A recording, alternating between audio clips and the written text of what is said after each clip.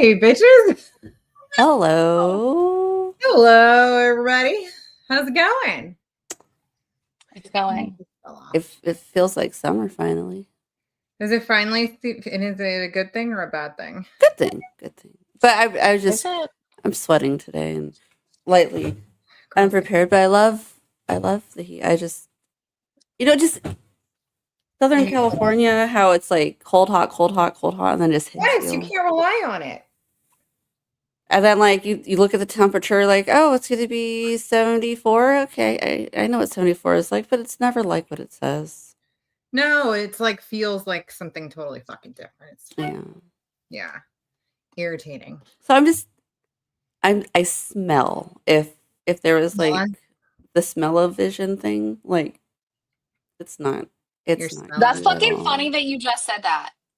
You were saying you were sweating. Like, sweating earlier. I'm like laying on the bed and I literally wrapped a towel around my armpits and I'm like trying to read the book and get it done. Lily goes, "It's not like they can smell you." And I was like, "Get the fuck out of here. I don't care. Like I can smell myself and I don't feel pleasant right now." I'm just it.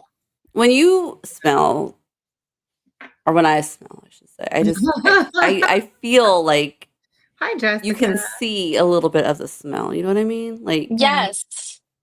Teen, welcome. I think we're all the same right now.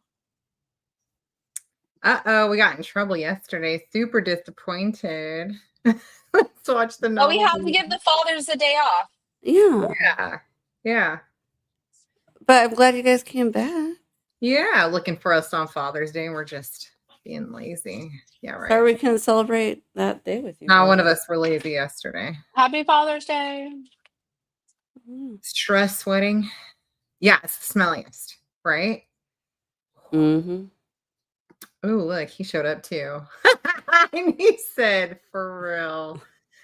We got in trouble for not going live on a Sunday. Jeez. I don't mind. Anyways, welcome everybody. We started our June book, Smilla's Sense of Snow. Hold on, it's Smilla. There we go.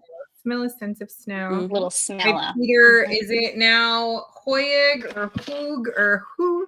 Because I looked it up. Right? It was but then I went and I tried. We still don't know because there's no audio book, and whoever was narrating, before said his name different, and I was like, now I don't know what to do. I don't know what to believe. Oh, I did hear a sample of the audiobook that's $47. I saw that $47 Yeah, you have to like actually like rent it or like buy the discs. You have to buy it. No, you can rent it at a library. At a library back east.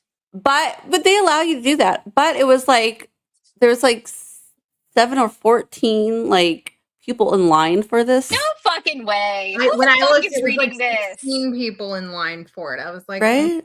Like now what I want to know is, did somebody just never return it? And these people have been in queue for X amount of years, or do these people really want it?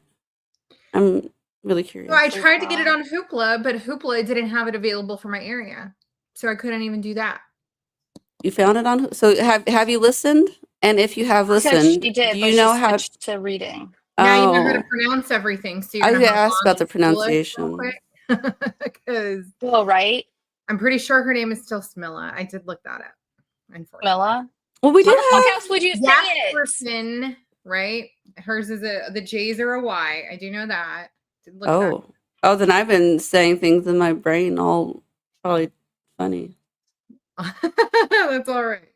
That's all right. Oh my goodness. Well, I'm trying to get my reading done. I am like way behind. Desiree tried to catch me up. She's caught up. She knows about those awkward sex scenes, and that's all that mattered. I feel like I mean, Desiree mentioned them, but did you ever write an essay in high school or write a paper or whatever? And you're like, does the teacher really read this? And so you like write some like random ass like little like random thing that makes no sense. I feel like I read this and I feel like what? Like a little tidbit comes in that seems very random. Okay.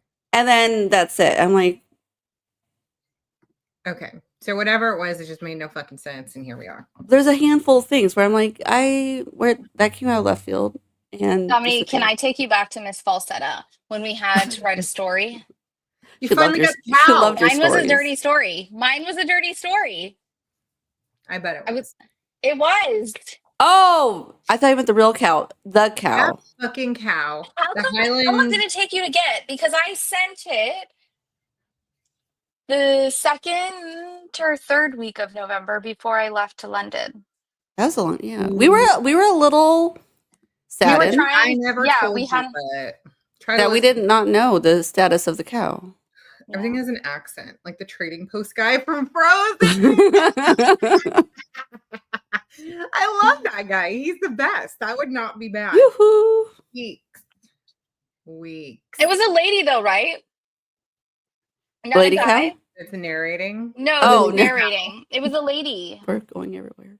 The sample that I went on Barnes and Noble. I was like, I'll buy it if it's a CD. Fuck this, and I can listen to my car. Like we already have it on the Kindle. We already have the book. I'm not trying to buy a CD of this. I'm just saying. If it was like $10, maybe, and I would have shared it with you guys. $10, but why it's still like $60? Absolutely not. Too savage. Never. Oh my god. Okay, so I'm gonna just go ahead and pour myself a little something here. In a glacier. Before I take another dang break, I'm drinking again. Boring. Drinking in a glacier. Find some like CBD drinks for the meantime, because I'm not about to be sober Tosh. That's just not me. I want. Houston, can you get me something in my glacier cup? She said, especially me. Okay. Weeks. I did. I got my glacier cup with me.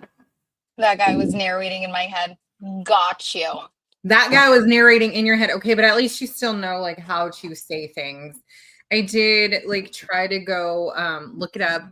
If you look up the movie trailer, at the end of it, it says the title of the film. And so he says Smilla, but that's literally the only thing that's said. It doesn't say anything about locations. It doesn't say anything about other characters, nothing. So it is like very flippant. And it's like right at the end where you finally hear, okay, so at least we're saying her name correctly. So we got one thing today is what we're going to go for. It's a good Put that inside my little glacier here. Beautiful. Beautiful. Nothing is wrong with Sober Tosh. What's wrong with Sober Tosh? I just don't know her. I'm just kidding. Oh.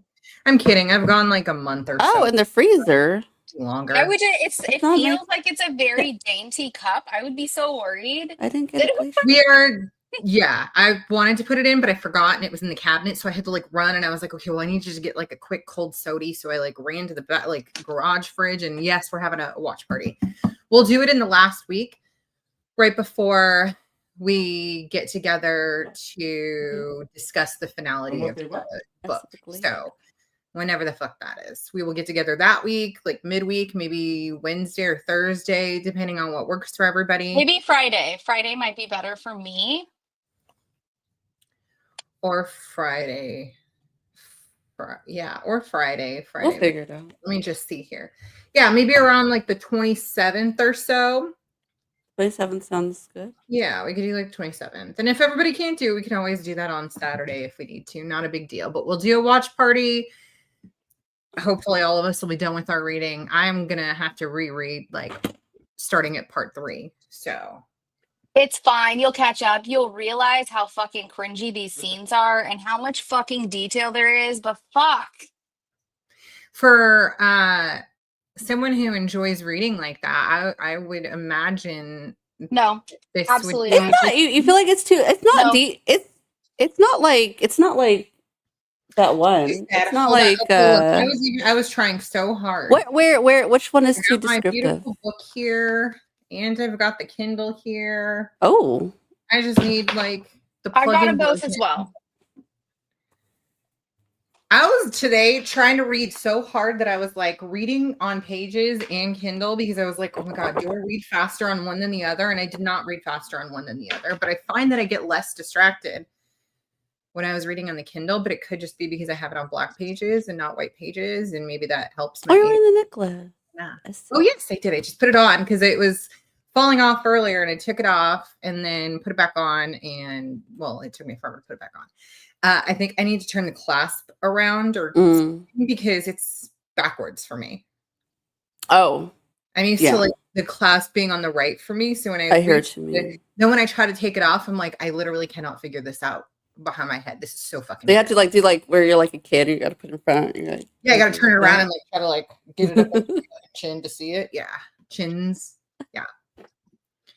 All right, so many compliments on the necklace, right? I wore it out also, and everyone was like, "Ooh, that's so cool." Not one person asked me what it said, but I offered it anyway. I was gonna say, like, you're like, you want to know? Oh yeah, we speak Greenlandic around these parts, so it says bitch. Josh, I want to read this to you because I really need you to Which know one? how comfortable it was. Hold on. Can you? You'll know when I I got it start. right here because I pulled it up. Desiree goes, just search the word slit. It came up several times. Yeah, it did. So, do it on your phone and then just go to page. I read that. I was just like, what? Oh, you like to wear IUD too? Mm-hmm. Okay. No. An IUD? That's a Can you imagine? It took me a second to realize what you were talking about. Body, and now I gotta wear it as jewelry. Oh my goodness. Wild. Having a hard time with the necklace on. See, that was me. It's because it's like the clasp is backwards. Just bring it around the front, but make sure that like when you do it, you gotta do it like this, because otherwise you'll get that like the words backwards. But like, okay, now I can like barely see it. I can barely see Listen, they're standing in his kitchen, like he made food. They're talking about the ship, and then she says a name in her language, what it is. And he is then pronouncing it. Okay. Then it goes, standing in the middle of the bedroom, we take off each other's clothes. He has a light fumbling brutality, which several times makes me think that this time it'll cost me my sanity. In our drawing, mutual intimacy, I induce him to open the little slit in the head of his schlong, and so I can put my clitoris inside and duck him. What? Out of nowhere. And then the next one says, first we enter the salon. What? You guys? My kid, I literally had her, my 19-year-old. I was like, please read this. And so I was like, I'm afraid to Google. She's like, I'm not. And she did it. And she was like, nothing comes up. And I was like, how does this work? It's got to be intact. That's all it is. He's putting it on like a beanie. Okay. Yeah, that's what I decided. I didn't get to read this until right now, but I'm telling you, she's guiding him to write where it is so that he can't say, like, there's no fumbling anymore. She knows he's a fumbler, and she's like, I'm not going to play this game. I don't want any fumbling. I'm going to put you right on it, and your skin is just going to,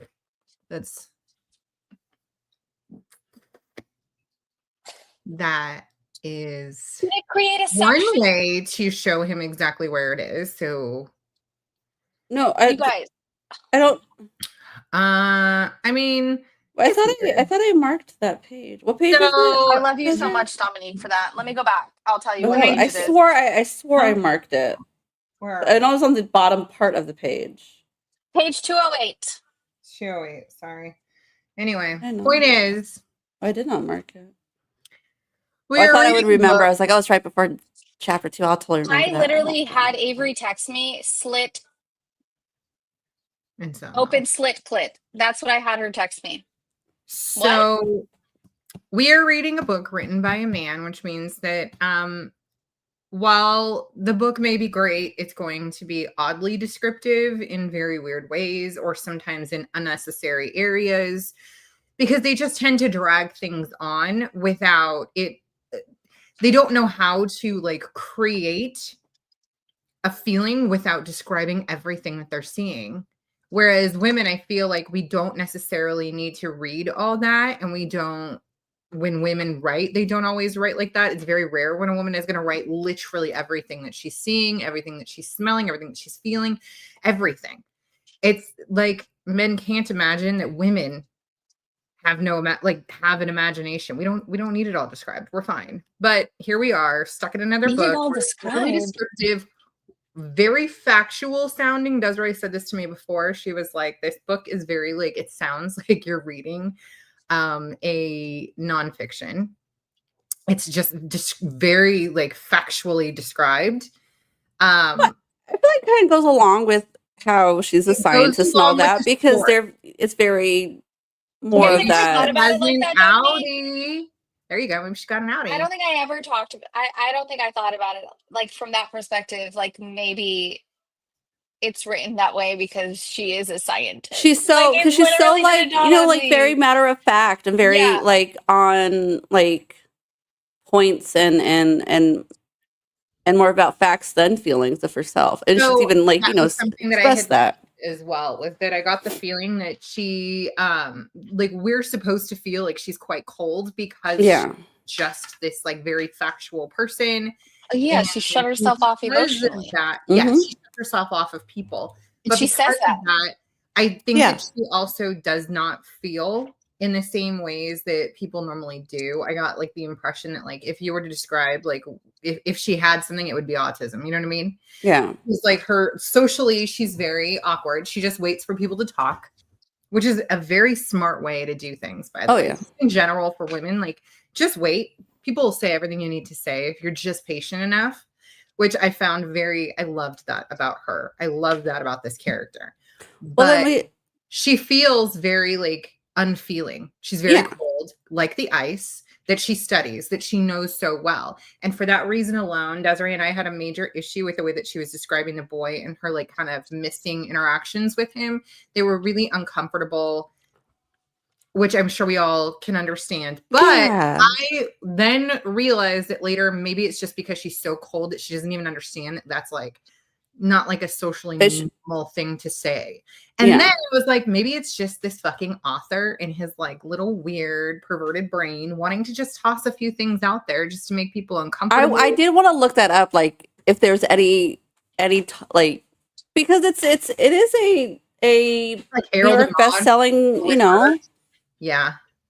But back to her like feeling cold, like go back to when she was young and running away from her dad, right? And then what did she say when she cut his hand, and she's like, I didn't run away there like again. And how she were like, she didn't feel bad for him, but she was like, I just understood him. She understood that the reason that but it was still there was because of his love for her mother, and she was a piece. But the reason she stayed was like okay, I understood how he was feeling, or like understood him more like this is just what I should do.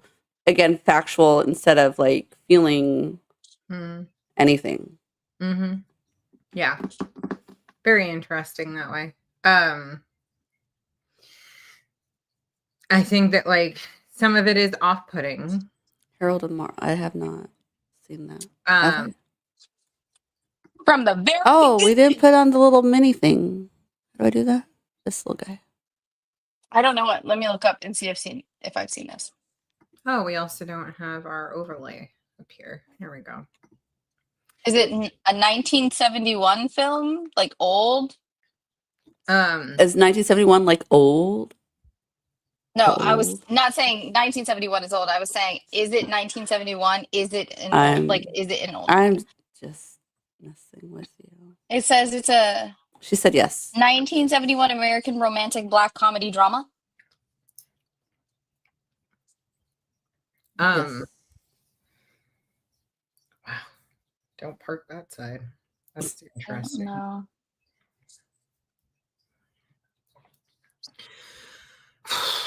Yes. Anyway. So she's weird. I don't know that I'm getting. She's just like socially awkward. Gets to the point. She doesn't really want to have a lot of conversation like that we would call small talk. No, she's not. Yeah. Well, so again, when she first met the boy, she was like nasty to him. She was like, yeah, like from the get-go, she was just mean. Like he was sitting on the steps, right? And she's like, like Scram Boy or like yeah. Anyway, but then she ended up like falling for him in, you know, a very like, I think, instinctive kind of motherly way, which I think threw her off. And then that's probably why she also is very confused about why she is falling for the mechanic, because again, she just doesn't feel like that. About a depressed kid who connects with a depressed older woman, love story, but not a romance. Yeah. So it's kind of like that here with the relationship of Smilla and Isaiah. In that way, absolutely. Definitely kind of a love story that way. But so she actually explains in like page 200, it looks like, as to why she never wanted that. Where she talks about like where is it? I'm trying to find the beginning of it.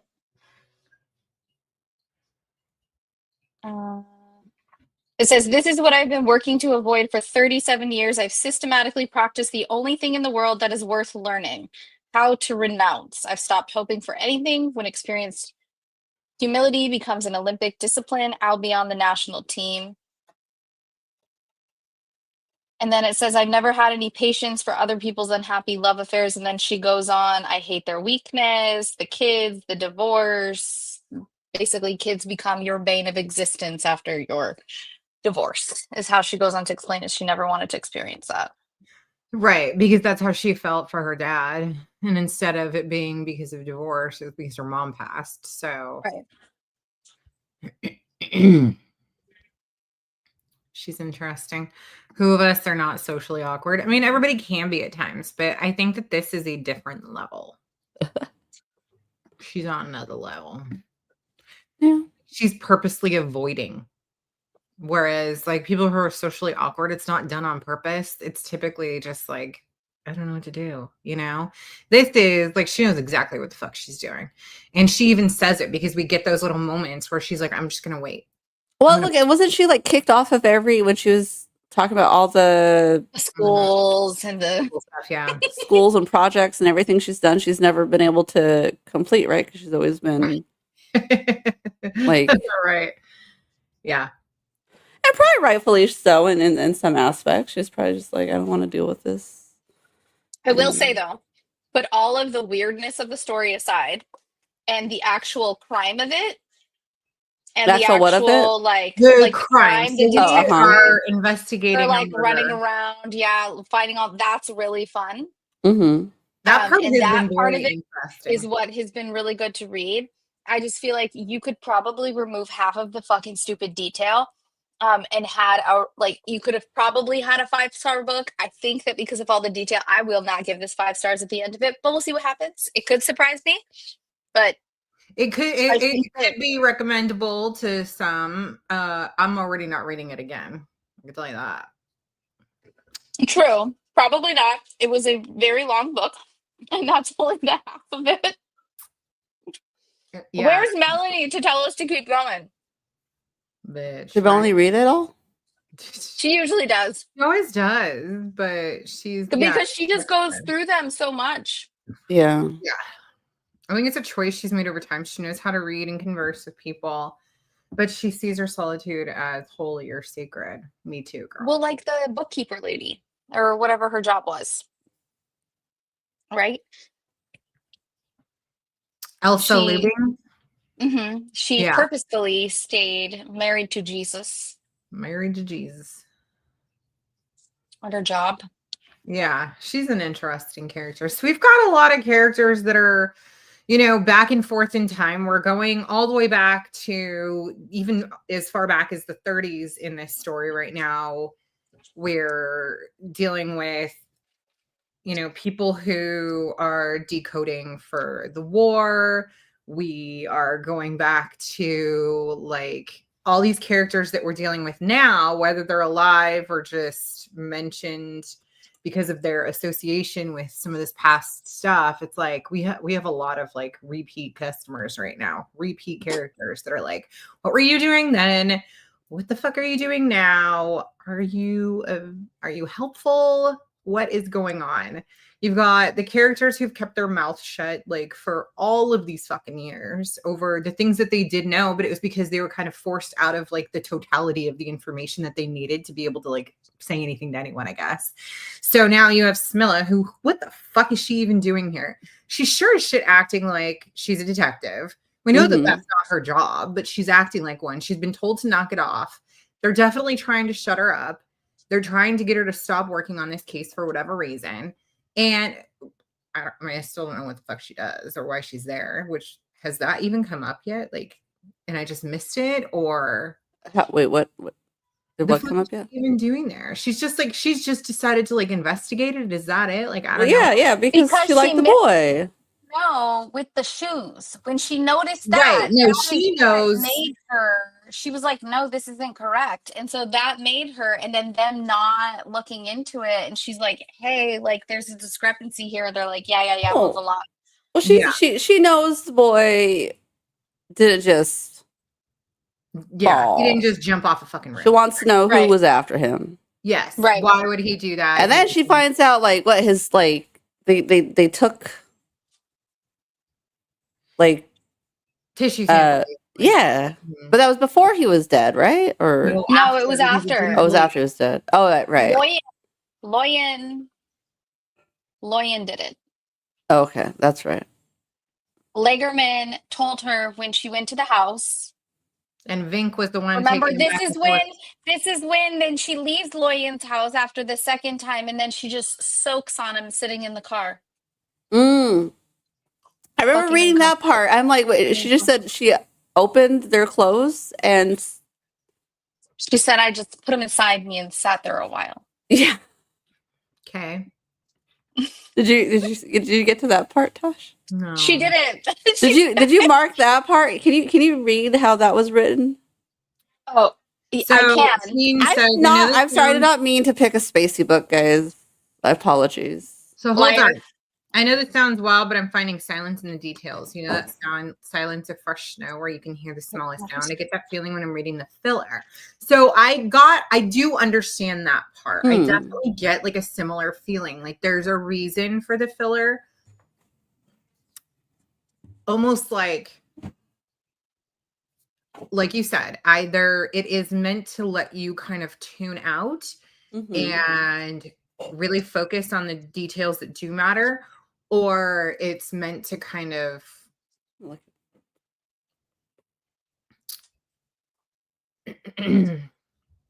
hold on. I hate when I lose it. I think I fucking lost that whole point. God damn it. What was I going to look for? Well, that's fun for me. I really need to write notes. Oh. Are all these like minute details actually something that we need to be paying attention to? So are these going to be like the little things that we don't realize that she's like putting together, and we're thinking, oh, it's just extra fluff, and like maybe it isn't. Maybe it's like really pay attention to what all of these little things add up to. It's either that or, you know, that like this is the part where you tune out and you start to really try and like focus in. So you get the vibe. Right. Yeah. It was like one or the other though for me. And I was like, I'm still determining like which one it is. Obviously I'll know when we finish the book, but. Here it is. This is where they've left the house. She sees him outside and she gets in the car with him and he says, I followed you out here, stopped near Tuborg Road and saw you go through the marsh. I don't have to ask why. In some ways we are equally frightened. I open our clothes, straddle him, and put him inside me. We sit like that for a long time. That is all. She just wanted to be comforted by his anteater. But then the next thing is he puts tape on my front door. Like, the way that it comes and goes so quickly, it's like you would literally miss it. If the wind blew by really fast. And it was just I think that weird. is he doing it for like shock value? I don't know. I don't think so though. Or is Maybe he they're doing just it because seriously he's both just a autistic. I little? don't fucking know. Maybe it was just like unnecessary, and he just wanted to put it in. So there's like a lot I skimmed through, right? Like there's a lot. Like there's like detail about how boats work, right? Like about like. I read all of it. I read all of it. I didn't skip. No, I didn't skip. Like I skim. I'm like, I'm not gonna remember. Like I just like you know, you look at it like verbiage, like information. I'm not gonna remember. Is there anything information? No. And I'm like skimming, and then I get to this stuff, and I'm like, huh? But there's other things like when. So I was like a little tired. My eyes this week have been like really heavy, so it was really difficult to read at some points. And then I was like reading, but then when like that was me today. The boat explosion scene started happening. It woke me up, and I'm like, oh, what? We're exploding? Like, yeah, I found that I was going on. She's about to die. Yes, I literally had to reread it because I was like, what? The guy's dead? No, it like kept me reading quicker. Everything else was like, no, but I had to go back because I was confused. I was reading it so fast I didn't realize that she was in there and he's fucking dead. That's what happened to me. No. I was like, I'm just reading, and I'm like, wait, she's yeah. There's stuff happening out loud, like on 2 times speed. Okay, trying to make sure that I read every word, that I was comprehending what I was reading, that I was going to remember what the fuck I read. She does jump around time, and she talks everything in the present, so that gets a little confusing. But there's people, and I'm wondering if that was on purpose, because that's how, like, I know a lot of like cultures will talk present tense no matter what, in if it's past tense. Maybe. So I was wondering, is that on purpose, or is she just? Did anybody? I thought about this after the fact. Even Avery said it, and I was like, I know. I literally just said this today. Did anybody keep track of all of the names and like their positions and a fucking murder board? Getting to. No, because like there's so many names thrown around. And, Toenail. like, I know. I should know who Toenail is. And every time I read it, I'm like, why is the name like? Wasn't it originally written? Like a toenail. Oh, that's why they call him Toenail. I missed that part then. Yeah. She just calls him Toenail. Yeah. Okay. That makes more sense. But it's Raven's boss. Was this originally written in English? Oh, that's probably a really good question, considering that maybe not. No. Let me find out. Let me ask AI. Because we're against it. Did anybody have a favorite part from this week? Whether it was like oh my god, he's dead, or just like a favorite part in general, where like maybe things click together and you're like, oh shit. Anybody? It was written in Danish originally. Yeah. That would make sense. Under the title Broken Smilla's Fornimulus. That's exactly what I thought it would be. So that's correct. There was something I thought was kind of funny. Maybe it was just funny to me because I was tired. I don't know. How she talks about whining. Yeah, when she's talking about like people divorcing and kids. No, the wine. It's like there's one thing that is forbidden on a journeys by sled. That is whimpering. Whining is a virus. Oh. A lethal infection, epidemic disease. I refuse to listen to it. I refuse to be saddled with these orgies of emotional pettiness. I don't know why, but that made me giggle. Orgies. That's good. I want to yell at my children now. Like you're giving me orgies of pettiness. Like I don't need to listen to your whining. That's awesome. Maybe I'll use that on them. I don't know. That's super funny. But that did make me like giggle a bit. That is funny. I'm right there. That shows like no empathy, right? Ever again. Like I don't want to deal with. But I mean, I have empathy, and I don't want to hear whining sometimes. It's just a standard thing. I'll have to share them later. Sorry, go ahead. Why? Oh, I did highlight some things. Let me go back. I did highlight things, and I think Tosh did too. In the Kindle. I did, but I just don't remember what. Neither do I. Does Kindle have a thing where you can like friend each other and then your highlights get sent to your friend? I thought I it don't know. does when you read a book that Google like is on reads. Goodreads. Google Goodreads. I said that right. I thought it like it would tell you how many times certain passages are highlighted. That goes to show that nothing's. And then can you hide your highlights if you want? Like you can do them just for you. Like, I don't want you to know I highlighted this. Terrible, right? The private highlight. Hold on. Where do you find your like thingies? I thought it was funny. Okay, when you pull up your Kindle, it looks like a little notepad in the top right side.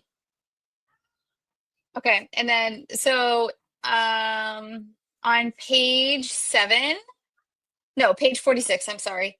When the women need to pee, they have to light a Primus stove under a blanket in order to pull down their pants without getting frostbite instantly. I giggled at this. It just reminds me of the cabin. Whenever we'd go in there, it would be fucking freezing and we had to pee anyway, and you like need to turn the fan on. I thought it was hilarious. I was in the car with the girls and I reread that out loud for the girls to hear, and they're just like, I remember camping at 40 degrees. No, it was probably 30 in the evening, and having the nurse. Oh my God. I understand. Oh, I don't know if you did this highlight or I did. I don't like Danish workmen in groups. You did. I don't like any men at all in groups. Oh, I remember that part. I thought Tasha teen. I was like, Tasha highlighted this. This is definitely teen. So I thought, oh, here's Kitty. This is our new kitty. She just came to say hi. Oh, is that your new kitty? Yeah, this is what caused... When you said that they were fighting over a new kitty, I didn't think that you actually meant a new kitty. I just assumed that you meant one of your off ones you already had. We only have one cat. No, we have two. What? Oh. Why did I think you have more than one? Okay, so here she goes. I have a weakness for losers, invalids, foreigners, the fat boy of the class, the ones no one ever wants to dance with. My heart beats for them. Maybe because I've always known in some way I will forever be one of them. I was dying when I read that too. I don't know. Her fucking shit cracks me up though, I can tell you that. Well, so I'll give this to the author since he's a dude. Like, there's parts where like I'm reading about her and I laugh and I'm like, I relate. I'm like, and then I think like, hey, it's a dude that wrote her. But so I commend him for making a female relatable. In several some ways. Aspects. Did you highlight that one too? Thank goodness. Oh, and then, oh man, this one was good too. Why is it that such an elegant and petite girl like you has such a rough voice? Oh, this one. And she replies with, if I gave you the impression that it's only my mouth that's rough, I'd do my best to be rough all over. Yeah, that made me laugh too. I like that. So, I mean, like, he's given us good funny moments. We get to have the snarky woman voice that you want to have in a lot of books that typically men are like afraid to write. Yes. Yeah. And I do think that in some ways that he's not afraid to write a woman who has like kind of a mind of her own and a path of her own that isn't the path that everyone feels, you know. And he doesn't put her down for that. Like he like praises those moments of her. He like uplifts them rather than like degrades them. Yeah. Yeah, I agree.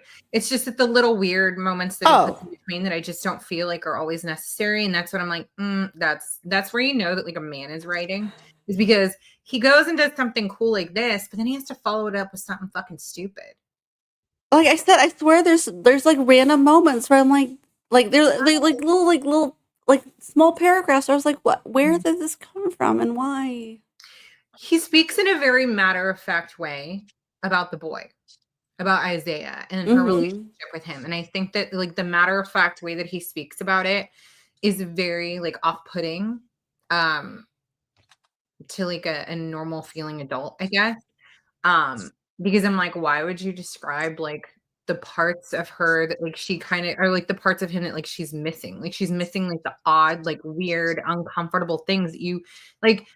Nobody talks about that. Like, yes, we all children have little bonbons, right? But like nobody mentions those because it's like, why would you go and talk about that? Like that's the thing that I'm like, why is he putting that in here? Yeah. And he's making her like relive those moments. Like, was it not enough that like she just felt him close? Like then you also had to add in his little like fluttery moth feeling. Like, come on. I don't understand that part unless it's just that he wanted to put us off. And that's why he put it in there. Well, but then I'm wondering also, but think again, this is in another country, right? And things are where things are probably less dramatic than they are here in the US. Just like you said, just matter of fact. I remember when I had to help them with the earache. I don't know. Is it just like a very, because she's scientific, it's just like a very matter of, and that's why because he was sleeping, right? It was when he was sleeping, and like it was just like a in that sense, it's just a very natural thing. It had nothing. It was definitely not sexual because it was a sleeping time. So I was, the way that it was described kind of was, and that's yeah. what I was trying hard to like understand like where the fuck he might be coming from with that, but yeah. And that's when I was like, I get it. Maybe it's just because she's so matter of fact. She doesn't like feel things in the same way. So that kind of like moment wouldn't make her feel uncomfortable or to say. I don't know. It was written in a different language to begin with. So, it is translated. There is always that. But I still think that in the translation of these moments that's not like, I don't think it's due to the translation as much as like maybe just unnecessary points made, I guess. I don't want to say trying to like get us cut off here. So there's that. But I was like, you're making me not like her right now. And I don't want that because I do like her. I love how like snarky she is. I love how she doesn't mind that she never procreated, that she never felt the need to like, get married and have a kid and live her life like that. Like she kind of dedicated her life to like what she studies and the things that are important to her instead of like having to live it the way that society thinks that she needs to as a woman. And I think that a lot of the interactions that she has kind of reflect that as well, which I really enjoy. So, here I have weird moments. I'm really so I just searched up. I have this narrative purpose. So the reference seems intended to underscore the intimacy and trust in Smilla's relationship with Isaiah, as well as her keen observational nature. It's also highlights Isaiah's vulnerability and the complex dynamics of their bond, given Smilla's own troubled past and outsider status. However, the scene is fleeting, not a major. Wait, hold on. Wait, the moment is described in a clinical, matter-of-fact way, consistent with Smilla's analytical personality. Yes. And whatever, a Hoeg's stark. It's not depicted as sexual or explicitive, but rather as a natural, awkward bodily response in a vulnerable child. Yes. And I think that it's because we're Americans that like when that is described, it's just something we're just in our own household. Like, these are just kids that go through their things and that's normal. But like to then explain it in this way, I think that for us as Americans is maybe that's why it's more awkward to read. And I was like put off by it. But I understand again that it's like very clinical in how it is written and observed. And so since that's kind of more her personality, like that's more who she is, like that makes a lot more sense. It's just I'm just like, can we just move on? But then again, her very like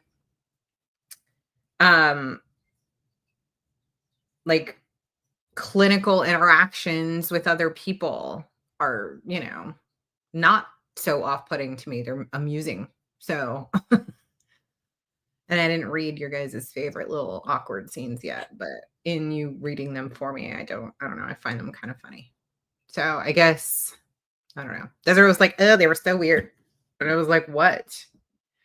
And anyway, as we're reading them, I was like, it doesn't bother me as much. But maybe it's just one of those things that you gotta like you just a little bit. Not have to do any work. She just wanted to sit on it. I didn't know that happened until I had little brothers. It's not something I really talk about in America. That's exactly it, too. Yeah. Yeah. It's something we do shy away from, and you know, and yeah. I mean, when you have little brothers, then you already know that like these little things happen, but you kind of like you ignore it and you don't really talk about it. And then you have kids. If you have a boy ever, I have boys, Desiree has boys, but like they go through it and you're like, oh, now you make it more of like a clinical thing when you're describing it to them. Like, hey, this is what's going on with your body. It's totally normal. It's okay. And I guess in like, now that I'm like saying we have these conversations that are no longer awkward, now it reads less awkward. See, so there are like matter of fact ways to bring it about. And it gave her so. But the thing is like, and you got to think about the time it was written. It definitely wouldn't have been said now in today's society. I don't know. I mean, because people are more comfortable talking about their bodies now. They are, but like with children, women didn't get to talk about anything that had to do with their body before. Men could talk about a few more things, but like when it came, but I was saying like, but for to write about like a child, like it. No, with everything going on, having this thing happen naturally to their body. That's not like it's not normal to write about, even though it's a totally normal thing. Yeah, and that's part of like I think that the issue with like society as a whole, maybe more here in America than in other countries, but like we still like shy away from those things. And even as like a young reader, it's nice to know that what's happening with your body is not abnormal. Right. And that when it comes to like taking care of yourself, that's also okay too, because I don't think that a lot of us in the United States were brought up to understand that it's okay to take care of your body. These things that are happening to your body are normal. They weren't in text. They weren't the kinds of things that you got to learn about until you had to awkwardly hear about it from whatever health teacher you had, and then in junior high, and then again in high school. So, you didn't get these like kind of like softer moments where you're like, oh, that's normal for everyone. That's okay. It was like put in a very medical or like uncomfortable setting in front of all of the other students, and typically taught by someone that's not your sex. I mean, that goes for both, because it's not like these were separated until you talked about certain things. Like they didn't separate anything. I know a lot of people were talking about how they got separated between like boys and girls topics. I didn't. We had to go through this in junior high and high school, and there was no separation of topics, no separation of classes, nothing. It was boys and girls in a class and one weird fucking teacher talking about it all. So, when you don't bring it up in text in like a more comfortable, safe, and loving way, it's then just fucking made to be this weird thing, and then no one ever fucking talks about it. So, and then there are people like you that aren't normal. I don't believe that you're not normal. So I think that that's a society thing, not like an every person thing. I don't believe that that's how that is for everybody anyway. Not normal. Please. We don't play that. Not around here. But anyway, so like we didn't get to read about those things like naturally in text when we were younger. And I think that like, so now even as we're older, we're reading about from an older person's perspective about a younger kid just experiencing normal things. I think that that's still like kind of hits us in a way that we're like, oh no, be awkward about it. That's because people over sexualize things too. People do. And I think that that's a major issue that I have in reading anyway. Like right now, we read it and our mind goes straight there because that's what we're trained to do. Even when it is a story that is meant to describe something that has happened, when it's done even on purpose, like let's say that we're reading about a story that does involve abusive minors. Even now, I still find that like there is a way to do it that gets the point across. Oh yes, without particular details. Yeah, well, without so much detail that you are bordering now on sexualizing it. Mm-hmm. And I think that that is such a major issue with like some of these stories that people are like, oh man, it's such a gut-wrenching story. Everyone should read this. I personally am like, I just don't want to read it when it's written so harshly that then becomes more about that than the rest of the story. And I'm like, I just don't see the point in going into gross detail about abuse of children. Because obviously a good writer can write it in a way around it. You can write around it without like overly describing it, because when you overly describe it, you're overly sexualizing it. And then you're almost trying to make that commonplace. And I don't want that to be commonplace because I just don't think that it's not normal. So I don't know. There's several books that I have heard amazing things about that I have refused to read because of how it was written, how the abuse has been written. There's like some major books that like I think a lot of people know that I'm like, no, I'm just not going to do that, because I'm tired of like people over sexualizing the abuse of children. And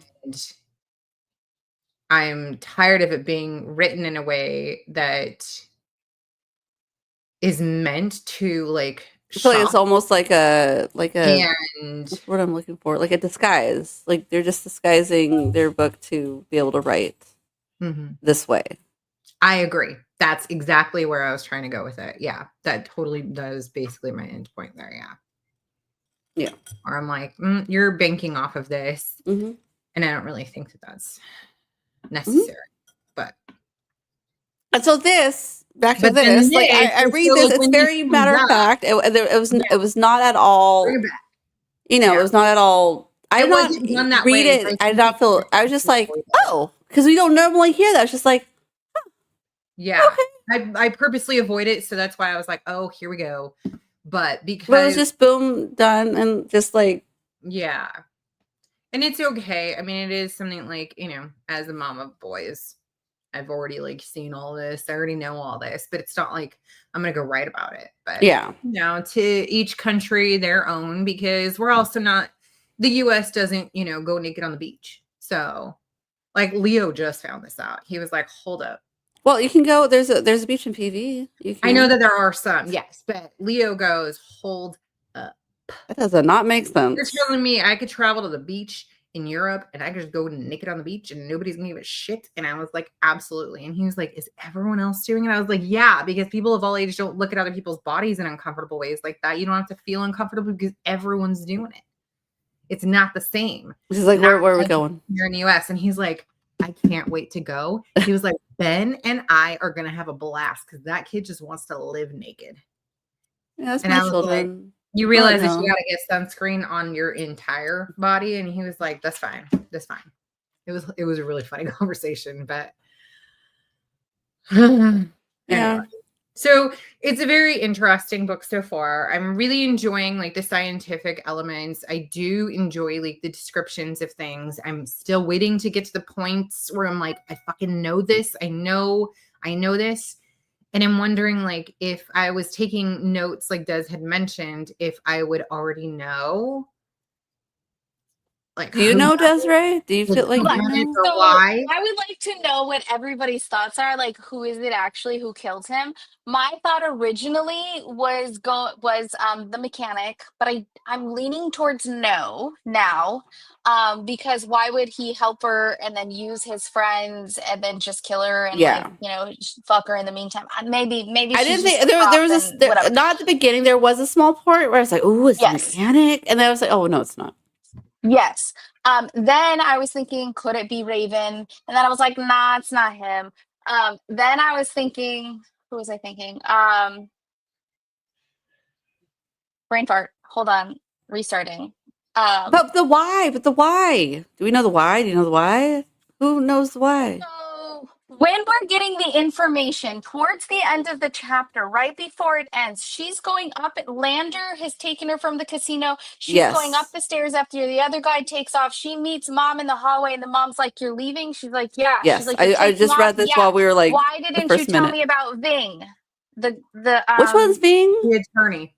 The attorney, Okay. where she went in and she was cleaning the window. Yes. The one And who he was the one taking him back and forth to the doctor. Mm-hmm. He was the one who paid for their apartment. And at any point in time, you remember when he came up and she was like on her knees crying? Mm-hmm. And then that's when they followed him. Yes. Basically, that's when he's saying, hey, like, you know, shut the fuck up, or like, this can all go away. So, But okay, but the why? So don't think it's forget gonna have to do with her his husband. dad was on a job. That's right. He was like the one before that Expedition. died.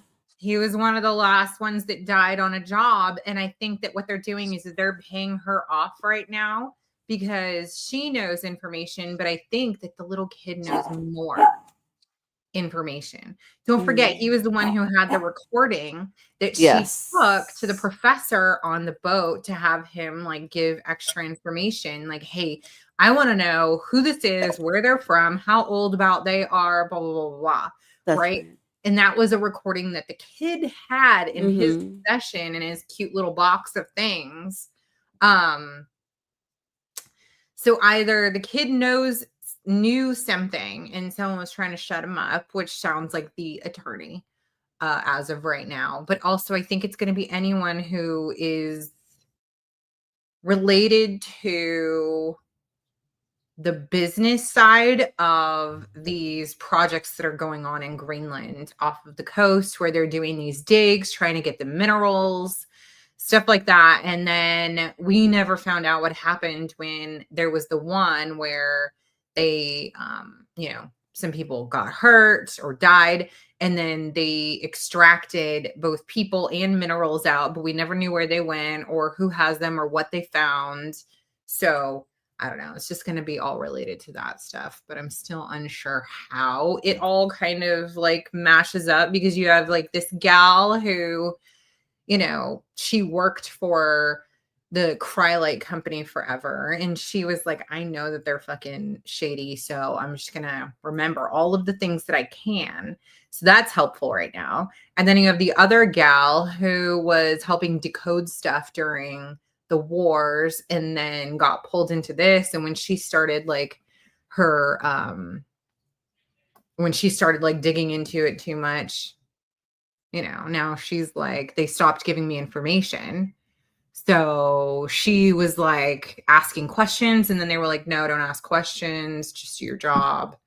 So she didn't have like the whole of it. Sup, little dude? Your little pink cheeks there. Yeah. There was a scream, so that's why. And I guess they were wrestling the boys and he got knocked into like You got bonked? The firewood little pile that we have right next to the fireplace. Is today the day that siblings just maul each other? My kids aren't feeling well, so they've ignored each other for 100% of the day. Right? Should be like writing stuff down. That's what I'm saying. Like, I wish I would have, because it was just so much information. I just didn't realize it was going to be that much information. And didn't Mom say that she loved this book? Mm-hmm. She did. She said she loved this book. She loves science. I think she gave it a 5-star too. She loves science. And so that's why this one specifically, like really, she was really enjoying it. She found that the science of the story was fantastic. She was like, just you wait. I was like, okay, just you wait. Once we know it all. I mean, so I thought what was really fun for me is like, as soon as you like start this book, like right off the bat, your bookmark is literally the first evidence, right? Like the footprints on the roof. I was like, oh my God, that's so fun. And the way that she talks about like the ice and stuff, I was like, oh, so perfect. We have so many fun things. We've got like the Greenlandic language in our necklace. Mm-hmm. The coffee. Mm-hmm. That guy cooks a lot. I feel like. First of all, trying to buy all this food. He like knows what I'll let him doing. cook for me. Right? Could you imagine if you were only cooking for you? Like, wouldn't you take better care of yourself? Don't you think? He mixes 2 kinds of beans for his coffee. And then he describes how he makes the little fancy coffees. Mm-hmm. Right? Okay, so you're enjoying it more now that you're actually reading and not listening. So that's good to know, because I was over here all like, fuck, I'd get a lot more done around my house this week if I could actually just listen. But I don't think that I would be as alert to the information. Like, I don't think that I would be paying as much attention if I were listening. I think that a lot more would like go by and I'd be like, oh, I missed that. Because I don't feel like I'm missing a whole lot, except for obviously the portion that I haven't read that I had to get caught up on, which I will catch up on. But I am enjoying like reading this one, and I do agree, because it's definitely like there's so much information that you just like, this is eyeball information. Maybe you would reread it for that reason only, just to be able to get all the information down. No, I'm not going to read it. We'll see at the end. I could change my mind. Fuck. I'm sorry I missed it because a kid fell. Did anybody have, besides the couple of people I mentioned, did anybody have thoughts on who killed the boy? No one else has mentioned not their thoughts quite yet on who might have done it. Who done it, you guys? You know we love a good who done it, and we also love when we overreach. It's like one of our favorite things. Here's my overreach. Here's my overreach, and it's been a thought I've had the whole time. I was waiting to see. You might have walked away when I was saying to Dominique what I thought, but yeah, go. Oh, what did you say? Oh, okay. So my thought is that he's aware his dad is dead, right? Well, what if he thinks his dad's a fucking ghost, or like is back? What if that's why he was up there running fucking away? Yeah, that's.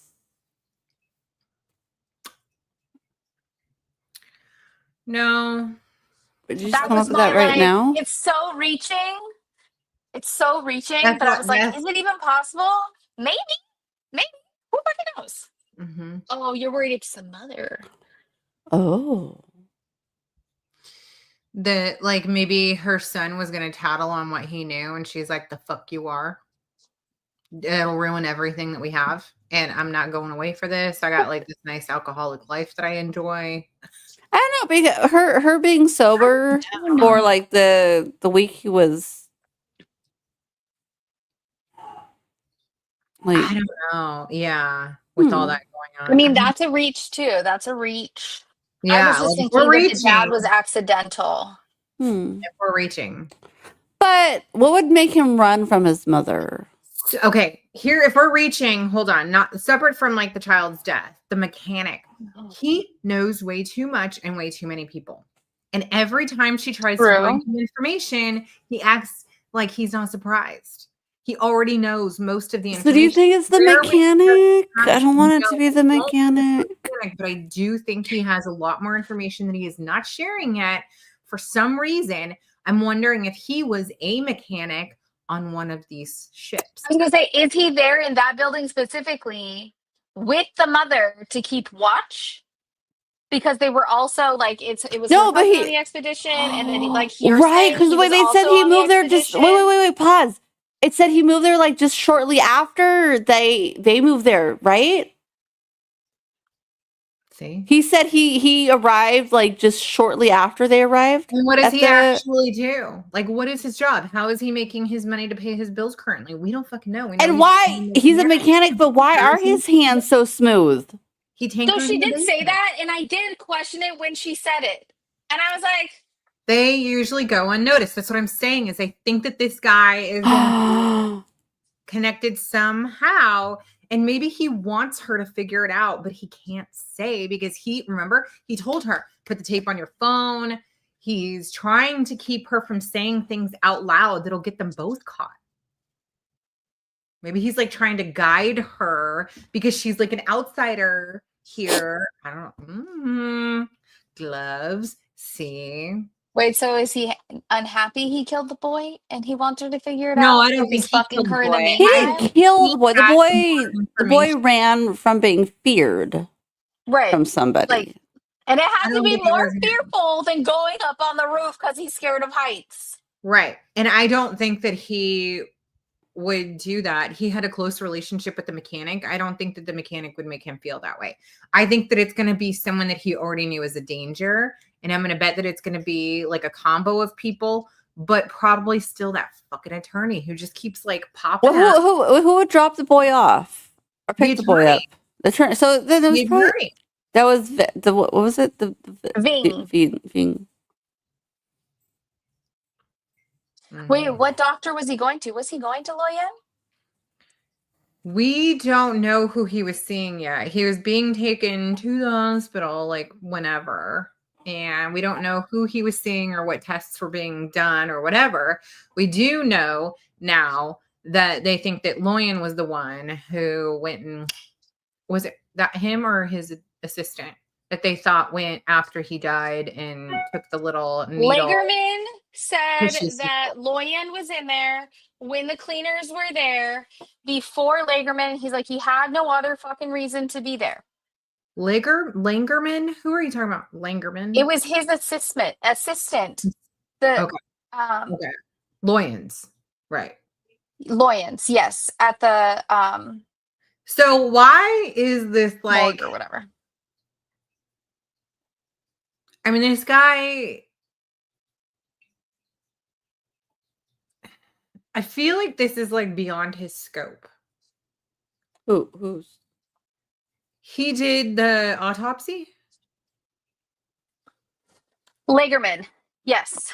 So, and Loyan. They both did. That's what I'm saying. Loyan, why did he have anything to do with this when this is like, I mean, because I don't think Loyan is in the information that we get. Loyan is in in the parts that you're missing, there is information that's passing in the clippings that her dad gave her. Loyan is one of the people mentioned when he was in his teens. I can't wait to. I'll post some information about it once we get it all set up and figured out when everyone can make it happen. But I'm excited to finish it and get that film in too. Can't wait to see it.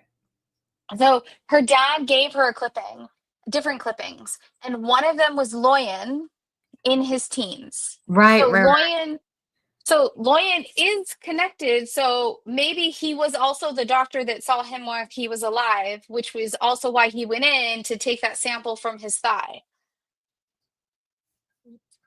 Do you think that the sample, like the tissue sample that he's trying to take, is it because the kid was exposed to something that they were trying to pull up, like the minerals that they were searching for off of Greenland?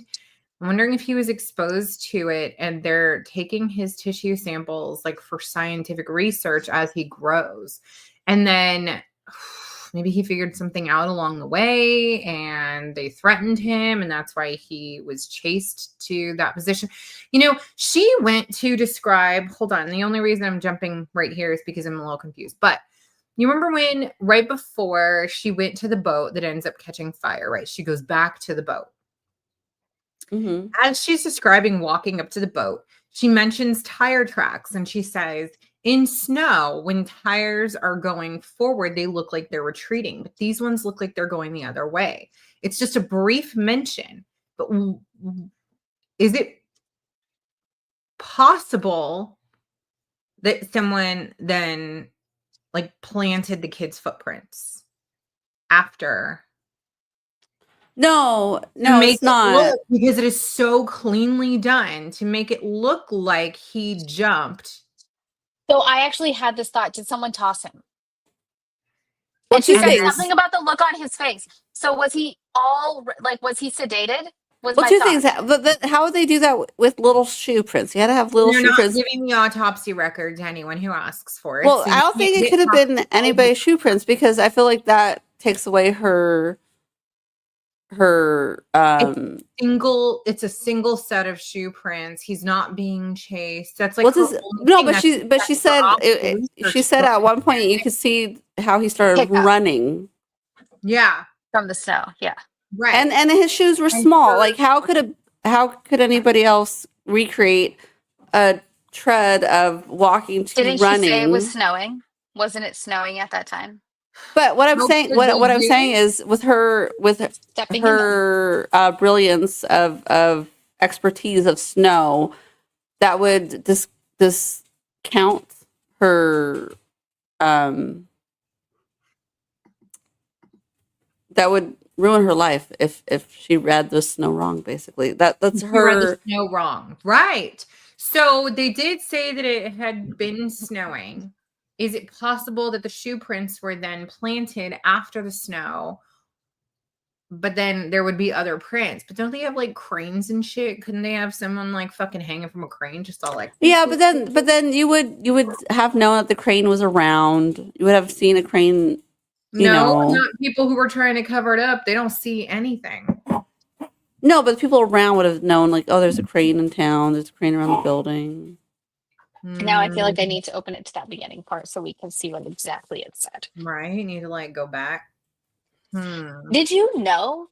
But she did say the mechanic knew how to. Didn't she say at one point that there's maps? Oh, anyone? No. But didn't she say at one point the mechanic knew how to walk backwards in his snow prints? Am I having a false memory? No, that was mentioned. They were playing a game where they would run and hop and they would try to figure out what direction he was actually going or which direction he hopped from based on how he landed.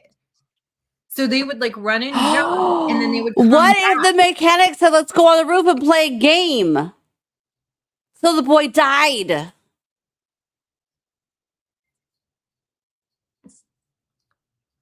But again, we're still talking about he was afraid of heights. Scared of heights. Unless, hold on. He made him trust he was him. Afraid of heights, but hold on. What if he'd been working on it with him very quietly, very silently?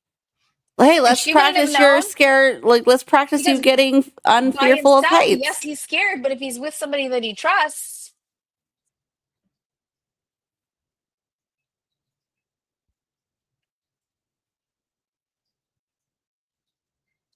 Oh. A smaller set of shoe treads on another set of shoes. So I pictured that is like, you know, like little, like stilts, like bigger like, feet. Like stilts. Like he sticks his toes, like just his toes. That's what I was thinking. Where's the map? It's in the very, right there. Beginning of the book. Very, very beginning. Never saw it. Okay. This changes. Why didn't I? That's right. Why didn't you mention this earlier while we were Didn't know. I literally just opened the book to the front. When I opened my book earlier to read, I was already on page like 185. Well, honestly, maybe it's better that it's not open because I would have kept going back. Like, okay, where is that at? So it says, hold on.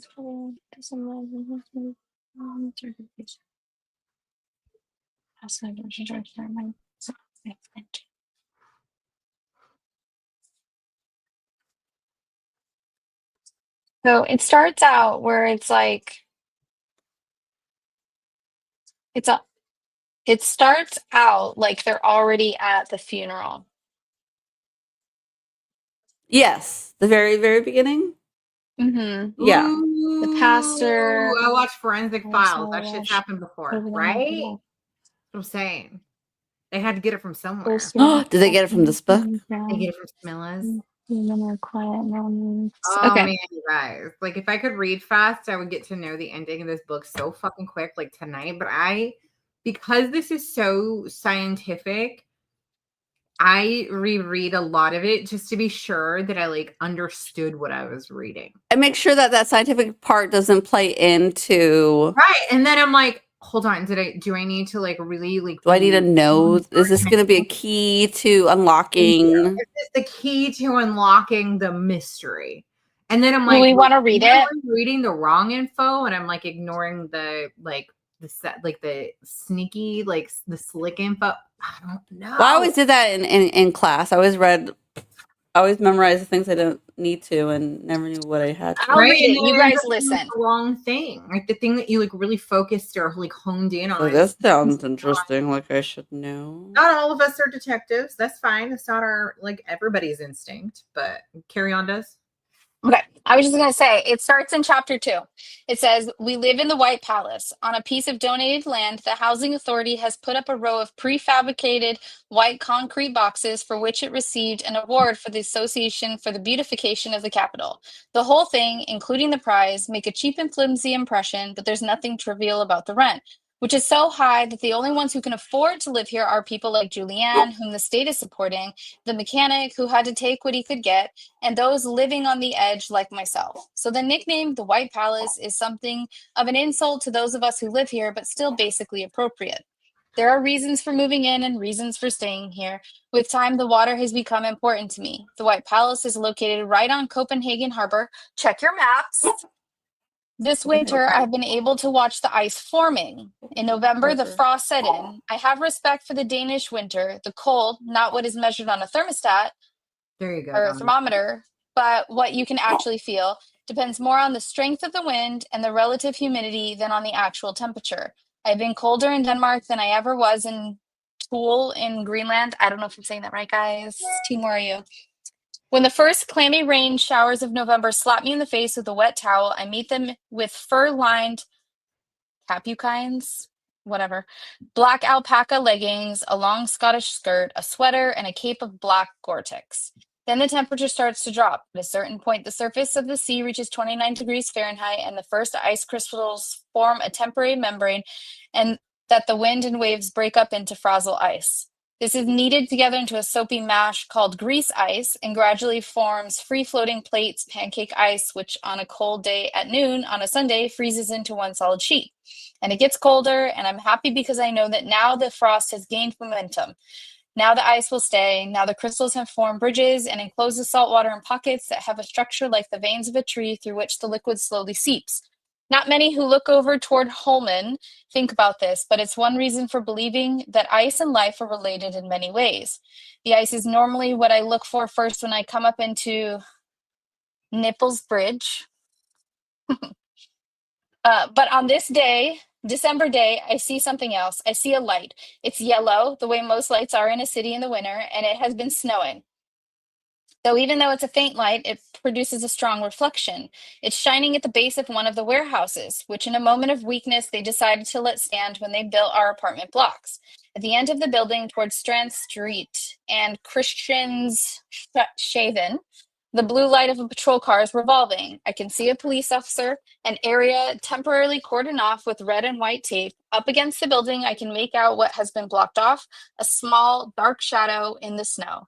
Because I'm running and because it's just barely 5 o'clock and the evening traffic hasn't tapered off, I get there several minutes ahead of the ambulance. Okay, so this literally just happened. Yes. Isaiah is lying with his legs tucked up under him. Like, imagine like you're holding your fucking knees face down. That is exactly how I pictured it when she originally was describing it. Like a cannonball. Before you carry on, Havne or Havn is pronounced hound. Oh, wait, huh? How? Christian's hound. Hound. Okay. Mm-hmm. And then Thule is what we would have said tool. Okay. Or like we would probably, if we weren't stupid, we would have said, hold on. If we tried to take English first, we would say Thule, right? Well, so but because we're smart, we go, it's tool, but it's Thule. And then so when you see there's a street called Havne or Havne is what we would probably do. It would be Howen. Okay. I don't know which one that is. Anyways, any of the HAVNs or HAVNE is going to mean harbor, and it's pronounced hound. Okay. Right? Okay, so Isaiah is lying with his legs tucked up under him, with his face in the snow, and his hands around his head. As if he were shielding himself from the little spotlight shining on him, as if the snow were a window through which he has caught sight of something deep inside the earth. Surely the police officer ought to ask me who I am and take down my name and address, and in general prepare things for those of his colleagues who will shortly have to start ringing doorbells. But he's a young man with a queasy expression on his face. He avoids looking directly at Isaiah. After assuring himself that I won't step inside tape, he lets me stand there. He could have cordoned off a larger area, but it wouldn't have made any difference. The warehouses are in the process of being partially renovated. People and machines have packed down the snow as hard as a terrazzo floor. Hold on, something's buzzing. Where'd it go? Even in death, Isaiah seems to have turned his face away, as if he wants no part of anyone's sympathy.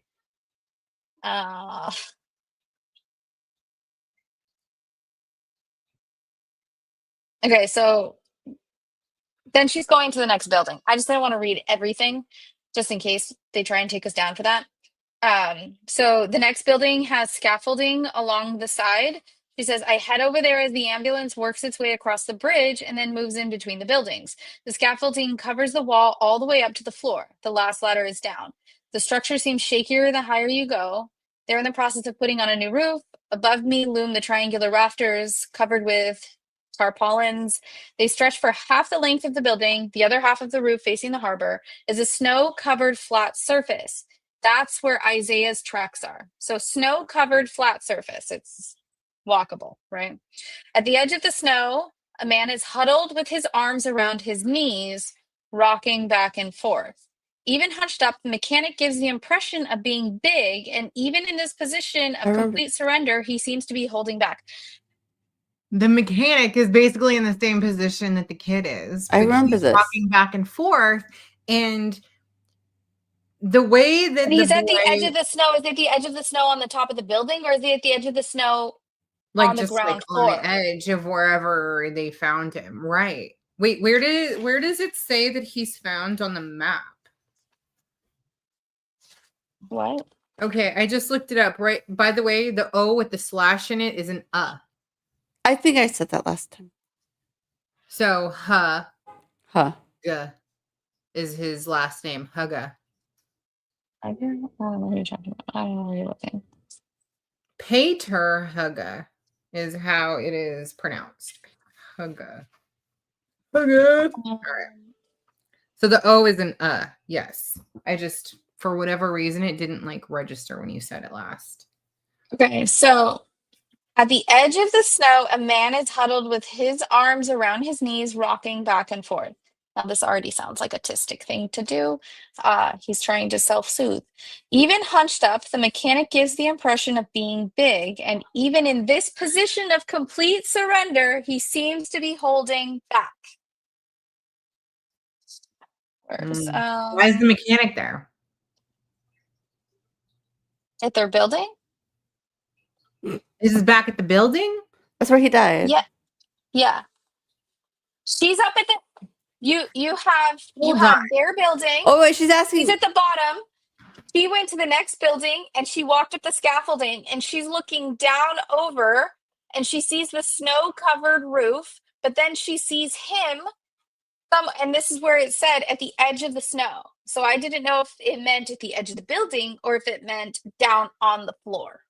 And he's rocking back and forth.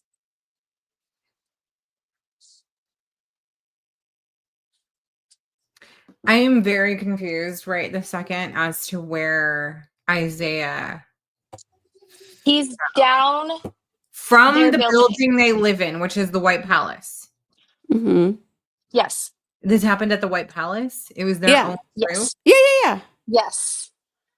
His footprints are found on the roof, but we're not to that part maybe yet. Because it was mentioned that it was right on the harbor, and I was just thinking of the harbor as slightly further away than it is, and now I see it on the map. Okay, never mind. That's why the map is there. Maybe that's it. Maybe that's why the fucking map is there. Okay. In any case, it strikes me how bright of the roof is in front of me. So again, she's standing on the scaffolding on the building next door. She's looking at the roof.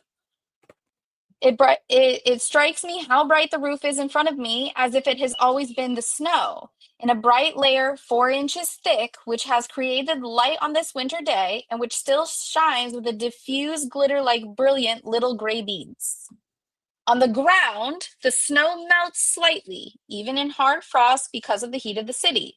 But up here it lies loosely, the way it fell. Only Isaiah has walked on it. Even then, there's no heat, no new snow, no wind. Even then, the snow changes, as if it were breathing, as if it condenses and rises and sinks and disintegrates. So is it completely possible that the edge of his shoes being renovated, they would use machinery?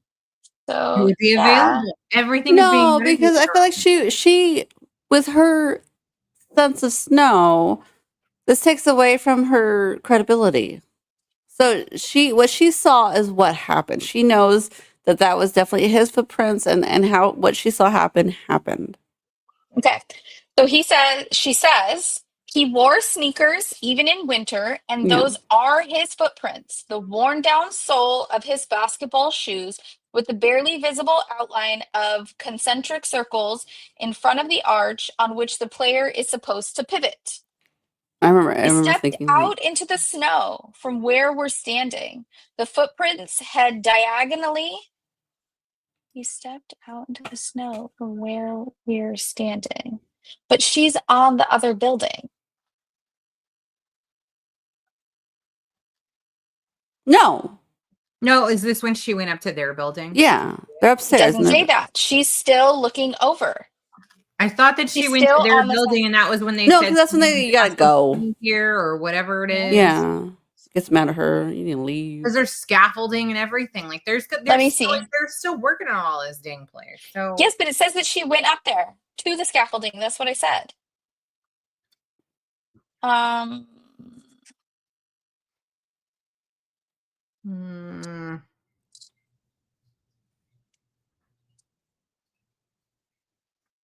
not sure. The adjoining building is under renovation. It has scaffolding along the end facing adjoining Strand building, Street. So somebody go back and find Strand Street and then find the White Palace. I don't have Strand Street is like here's Strand Street and there's the White Palace. Okay. And there's a building that's like across the way on Strand Street there. Okay. So then it says, do you ever wonder if like authors expect their readers to be this ridiculous? Like the way that we like break it down. I know there are some that do. Reading the text, looking at the map, reading the text, remembering things. The adjoining building is under renovation. Some are like Easter egg. It says, I head over there as the ambulance works its way across the bridge. So she's heading towards the other apartment that is next to White Palace as the ambulance is then coming across Nipples Bridge. And then works its way across the bridge and then moves in between the buildings. So now we have between the buildings is where they're at. That little gray area. Mm-hmm. Okay. That's water, though. That's part of the harbor. That little.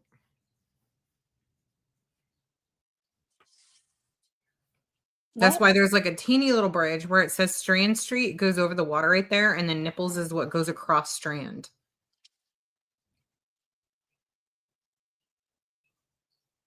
Also, I think that where she's standing versus where the building is, I can't put this too close because then it like somehow disappears. Hold on. Dominique can show hers. For whatever reason, it shows it best when Dominique shows it. Okay, you pull it up and then touch the White Palace. Oh my God, girl, don't bend your book like that ever again. I was literally about to say. So there's White Palace. Nope. That's not the White Palace. You're looking it down. That's south. Amalienburg. It's above the Copenhagen little box. There you go, White Palace. Yes, okay, so there's White Palace. If you go across the darkest black line, that's going to be your road. Not up, down. Nope, down. There you go. Right there. There's Strand. Okay, right there. There's Strand. Nope, go back up a little. Nope, up. Right Stop. That's a waterway. That's Strand. Okay, so that's the waterway. The light gray is, but the dark gray is going to be the road. Of Strand Street. Mm-hmm. Yes, but she's saying that she's at that little building. The teeny little block that's right there between Strand Street and White Palace. Yeah. I don't understand. Okay. I don't know. So then she says,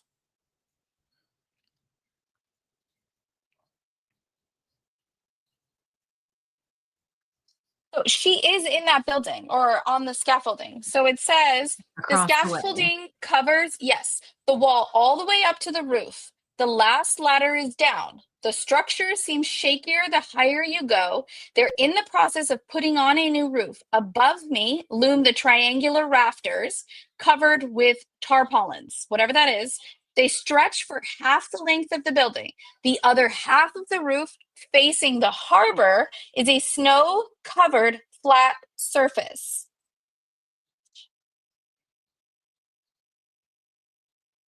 Hold on.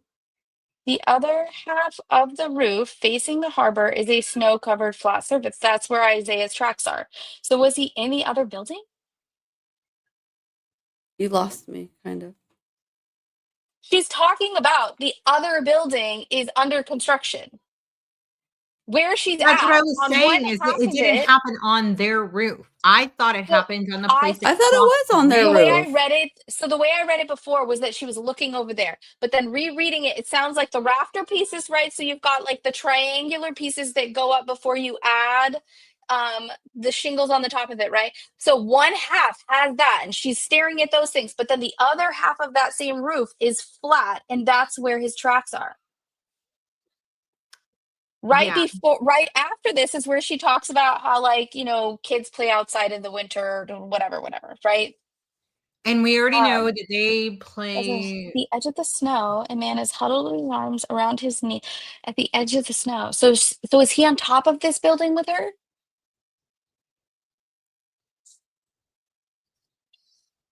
Like, at the edge of the snow. I wonder if the movie would show it. So I think I'm so, curious. and I'm almost tempted to like go look just so we have a better idea. Like just what at the we're beginning looking at. right now? Yeah. Just, Yeah. Like, does it follow the same like timeline? Just so we could like watch like maybe 10 minutes and like, okay. So we'd have a better understanding of what it looks like. This is why detectives go to the scene of the crime. Listen, this is why we have so many bitches in our book club. It's to help us through this kind of shit so that we don't have to sit here all like, okay, hold up. Oh, what? That's where she is, not Right. her apartment. He is there also. Mechanic is there also. Well, because they went together. They went together, right? Okay, so this all takes place at the building across from the palace. The that one is that's being having work done. renovated. Okay, that's what I thought it was. Because remember, I said I that's what thought it I'm was saying. across Okay, the way. okay. It was not on their Yes, building. and so that's where I was confused too. So Okay. yes, okay. So that's where, okay, so it says at the edge of the snow. So that means that the mechanic is on the roof of this building. Why? Is huddled with his arms around his knees, rocking back and forth, even hunched up. The mechanic gives the impression of being big, and even in this position of complete surrender, he seems to be holding back. Okay. They were playing a game. They were playing the run and fucking hop and I'll watch what direction you go in. And maybe that kid, like, oh man, they were just playing a game. That's going to be, this whole book is going to be, they were playing a game and he jumped off on total accident and the mechanic fucking knows it and it has nothing to do with shit. But the mom was receiving money for her husband's death and doesn't want to lose that. And so she's just trying to like not make a stink. So like, who owns the building that's being renovated? Does that matter? Is that going to matter? Like, who owns it? Is it going to be like the same company that's like paying her off? Who knows? Who knows? So obviously, right? Like anything it's goes. not I one- love Dominique. It's not one person. This is like Hold your on. favorite type of story to pick. And this is like my favorite fucking thing about you is that you always pick these fucking bangers that are like, what the fuck is going on? And we go way the fuck off topic and then come back to something way more simple. It can't be one person though. It has to be one of these like because entities. there's way too much of a conspiracy going on to cover some shit up that they're doing off of the Yeah. coast of Greenland. What are they covering up? What are we covering up? And why the We still fuck don't know, and that's why she's going to accidentally on purpose find it all out. Right. And then also, why the fuck is somebody taking tissue samples from a fucking dead kid? That's what I want to know. We got to finish this book. Somebody Google why somebody would take a thigh sample of tissue. Somebody no, Google that. Because that might actually come up with the answer to this book, and we don't want to do that. That's okay. No, This is how detectives do work. They look at past cases. Hey, why do you and I look the same kind of crazy when we look crazy though? Like our eyes do the same fucking crazy thing. It's the same fucking. Okay, hold on. So I want to read the rest of this because like now we know they're on the same. They're on the opposite building. We know that he's up there. He's at the edge of the snow. Right, like it's maybe just a Isaiah's tracks are there. Because are you saying all the answers are in the very first chapter? Yes, maybe. That is every book chapter. ever. We're in chapter 2. That is every book so he ever. says he stepped out. Hold on. He stepped out into the snow from where we're standing. The footprints head diagonally toward the edge and continue along the roof for maybe 30 feet. There, hold on. So if he's heading diagonally, that would mean that he would have to sidestep. So that's kid fucking around. Do. You try to figure out what direction I'm headed in. Mm-hmm. Okay. Now what I read, maybe I read it like it sounded like he tried to jump and to grab something, right? Like maybe he was trying to grab the scaffolding. It didn't sound like he tried to grab. He's away from there. He's out. He's away. No, but when he jumped off, it said like up the scaffolding. But didn't they say it looked like he try to grab something? I don't know. Let's find out. I thought it said that he could be reaching for something. Yeah. Not close enough. Yes. And she said that the way that the snow had moved at his jump is what made her feel like he was reaching for something. Well, so we don't have that yet. We're not there yet. That's what I was trying to find, but we're not there yet. What if there was some fucking machinery that was going by right then, like a crane or some shit was there, and then they moved it? But you would know from the snow. No, you would not. If a crane had moved a platform, means the bar is just coming across. He tried to jump to it, but it wasn't there when he jumped, or it was too far, and then they moved that fucking crane. Well, what I'm saying is, like, I feel like the town is too small for them not to know, like, oh, I remember there being a crane here yesterday. Maybe the mechanic was working on the crane. Hold on. Okay. And he said, I'll move it, and you fucking jump to it. Let's see. Okay. So it says, and then... No, that's not it, but... the footprints head diagonally toward the edge and continue along the roof for maybe 30 feet where they stop. Then continue toward the corner end of the building. They follow the edge at a distance of about 2.5 feet up to the corner facing the other warehouse. From where he turned approximately 9 feet in toward the center to get a running start. Then the tracks go straight for the edge where he jumped off. He was running to something that was there. The other roof consists of glazed black tiles that come to such a steep angle at the gutter that the snow has slid off. There wasn't anything to hold on to. That's what I remember reading. So she thinks that maybe he was running towards the other roof that has a steep fucking... because there's no snow. But couldn't grab it because there's nothing to grab onto? But he's scared of heights. So again, maybe the mechanic was working on him with his heights. But like, what fucking kid falls so perfectly covering his head with his knees down in the snow? Like tucked up? Because it happened so fast. But why would you protect your head if you're falling face first like that? You would protect your head. What if he was placed there? That's what I was wondering too. But also, I still think, like, what if, like, someone was moving a, like, platform or something right there? Or what if he was like, the snow is so soft, you just jump into it. You won't get hurt. Just try. But it had already froze because it's so cold down there. And he, like, no, there's no way. Uh-oh. No, they're, like, 8 floors up. I know, but... Not, right, but he just fell face first in the snow, but, like, they didn't say...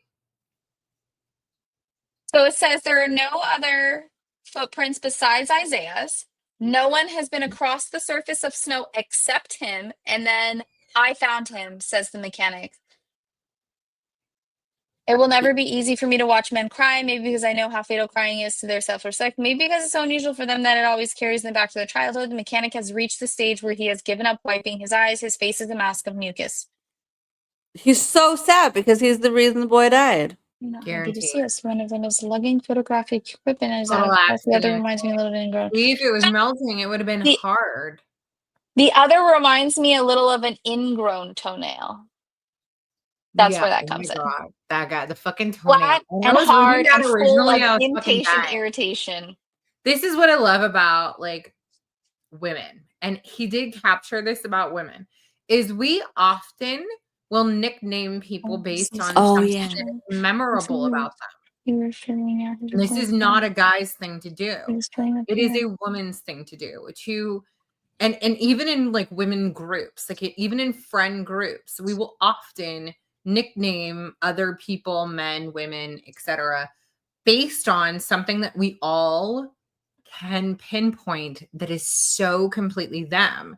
So for him to be a male writer who definitely like overly describes things, but he's doing it from a very like cold, calculated, scientific woman's point of view, he then describes things in like a kind of funny like woman's way. Like he picks up on these funny little like women's nuances, like when we do like nickname people, because we do. I mean, we've been doing it forever.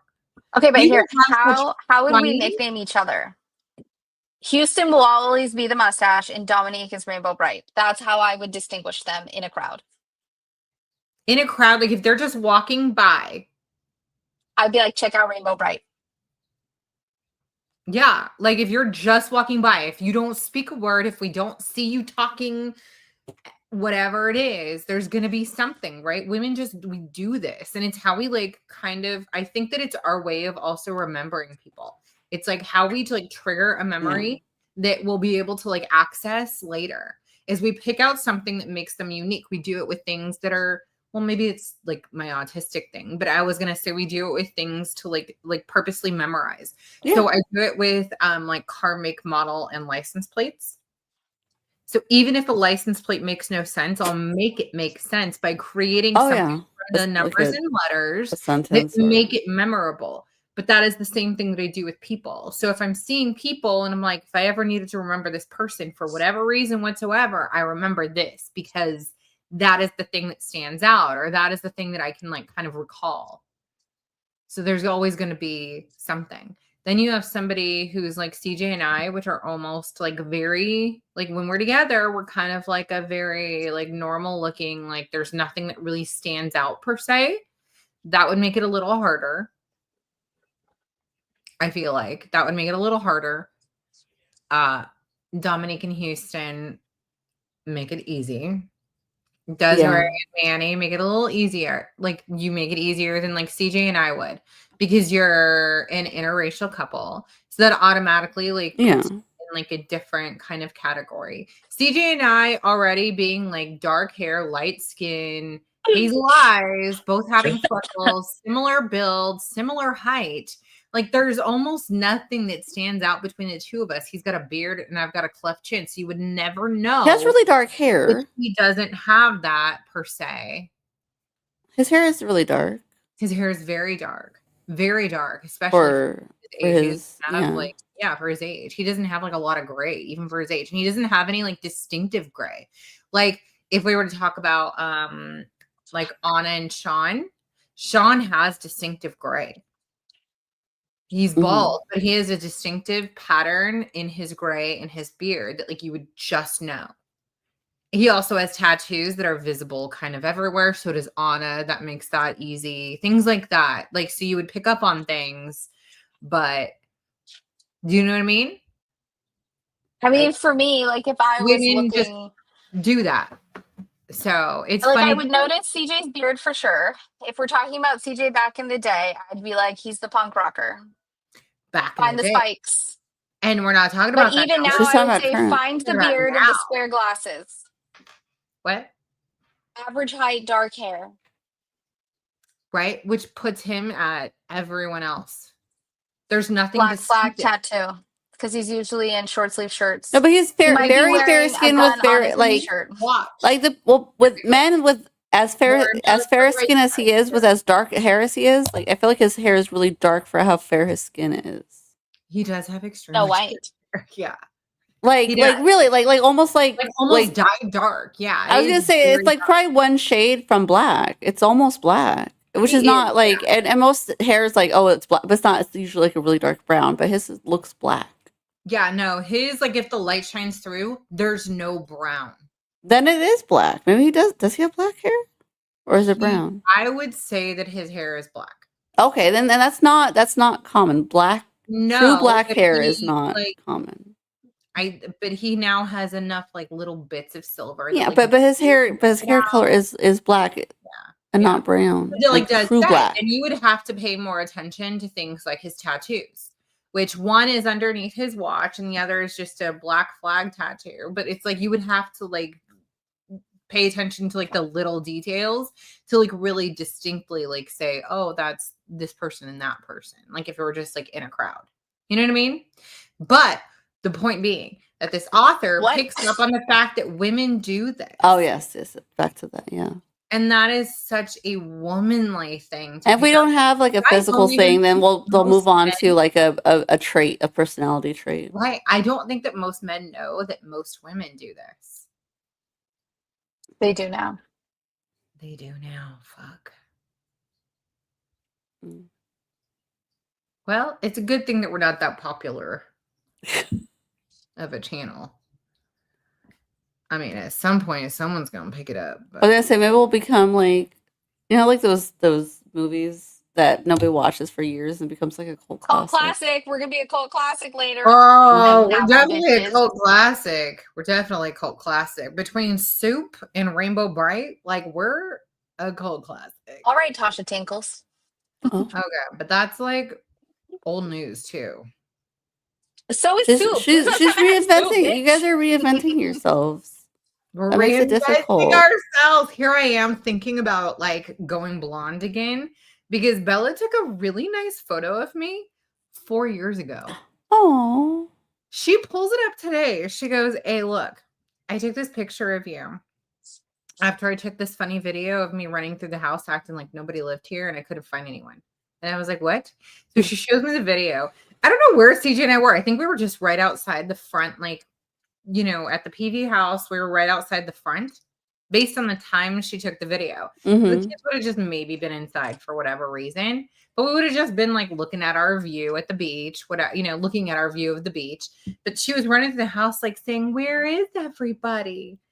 Where is everyone? And Leo's like, they're right there. And she's like, and she purposely does not pan the camera in that direction. Right. She goes the opposite way and then starts running that way. And she's like, no one's here. And Leo's like, they're over here.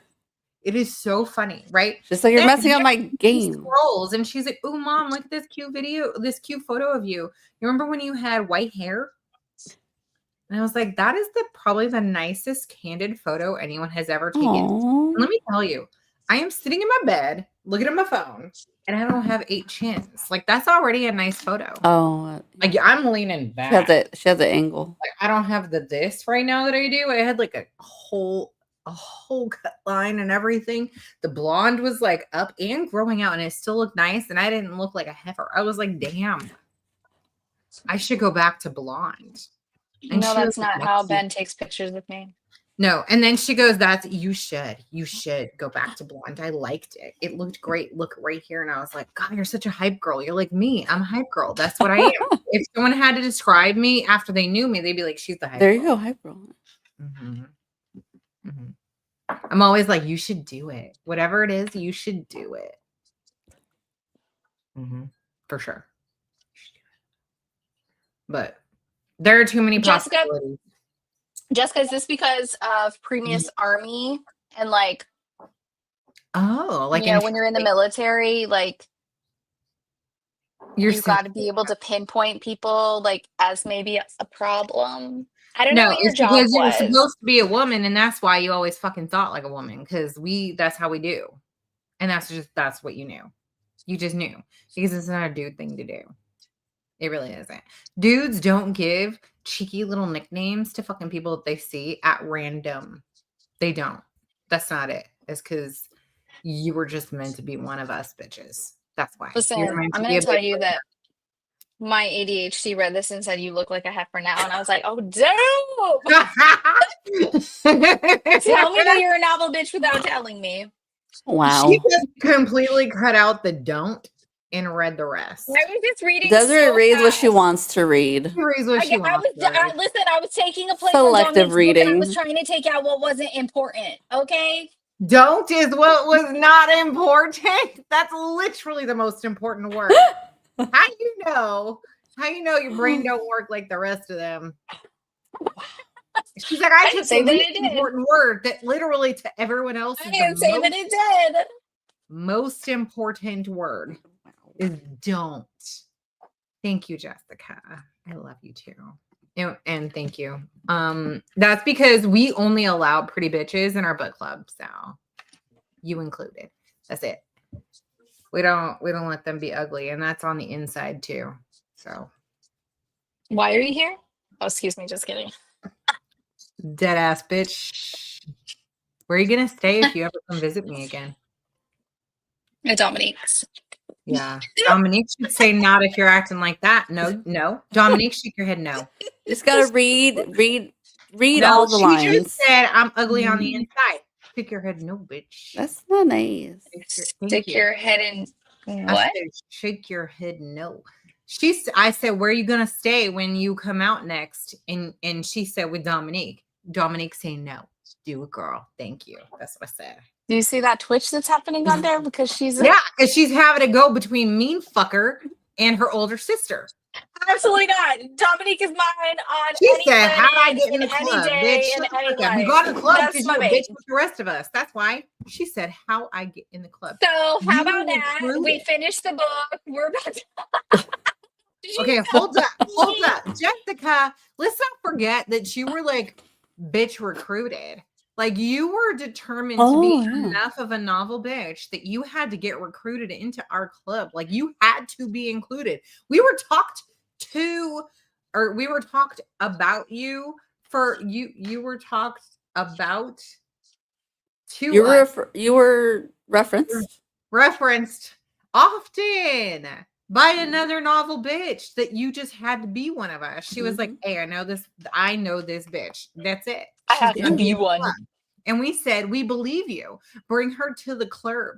And she said, we all fam in the club. Wow. And then you were here. So that's how you got in. Just saying. Wow. So on that note, let's go the fuck to sleep, guys. Because I actually want to do a little bit more reading because it stopped in a very good spot. But I have to get up early. So we need to go to Bird. So I can read for like 1 hour to Bird. Mm-hmm. Is that like Claire? To Bird. Are you really birding now? Early? Absolutely not. Listen, Dominique, let me tell you, I have not been staying up past maybe 10 o'clock for like a couple of weeks. Like I literally can't do it. I'm usually asleep when my kids fall asleep. So by like 9:15, 9:30. So it's your bedtime right now? Yeah, it's like bedtime. Okay. My kids are out there waiting. They're like, why are we not asleep right now? Dominique's like, we're not the same. Listen, I'm just like so tired. But then we're getting up at like she's 7 about it. She said, we're not rude. Dominique goes, I'd come alive at 9 p.m. Yeah. I'm waiting. I'm gonna wake up like in an hour. This bitch, like she's trying to make us go to a concert with her, acting like she's gonna stay awake for it. It's like 8 o'clock. What? It's over 1 by 10. hour in, you'll be snoring. Huh? It's over by 10. No, Absolutely we're gonna go out afterwards. Thank we're gonna you. be all late. We're gonna go to level 8. All the spots. What the fuck is level 8? Oh my god! I don't even god! know if I'm a level 1, Dominique. No, we're going to level 8. It's wild. See? There's a real quick before we go. One part is level 8. It's like you're in like a Catholic church, and the bar above it is like a gated screen, and you're watching luchadors fight above you, and then there's a photo booth that's like a confessional. Okay, that actually sounds fun. And this girl that I just met locally, Lexi, she is a waxer, esthetician, something or other. Anyways, she would love that. She went and drove to New Orleans and went to a restaurant called Vessel inside of a fucking church. Like it was Oh, okay. Oh, I've And heard of this it. is just Super this is fucking cool. we're going I've to seen their the videos of that place. This is at Staples, right? No, What? not Vessel. No, it's not in LA. No, where we're going. We're the Yeah. That's where. So we're this is headed. just a block away. It's a walk away. Look. You're Isn't gonna that let like Dominique extra show us a violent good over time. there? Isn't it? Not Like, right. Well, not. It won't be show- then. Summer will be over by then. I mean, it'll be fall. Yeah. And then it's retreat. Mm-hmm. Well, my And children then- just Anyway, came can we home go to from bed? jujitsu and they look sweaty. They Did probably Coco do. give- All of you need showers. We all need showers. See, I needed a shower. Now I gotta go remember that I need a shower.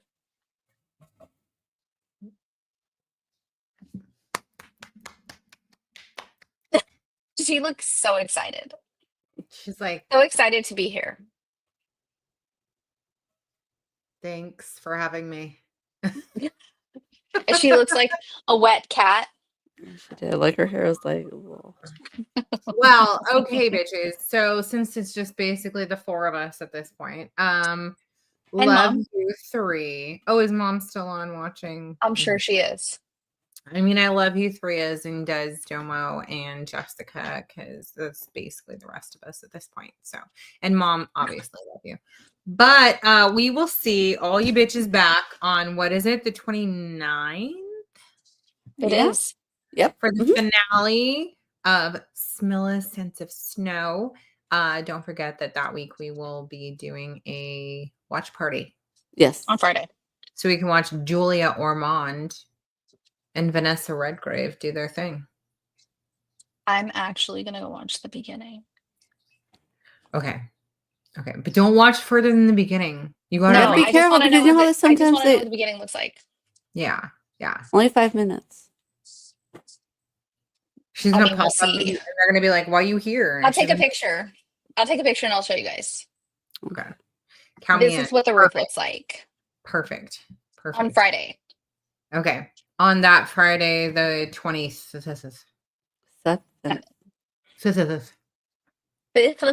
Number. Oh, she's talking like the mechanic. Oh. He doesn't have a lisp. He has a stutter. Well, she was doing a little bit of both.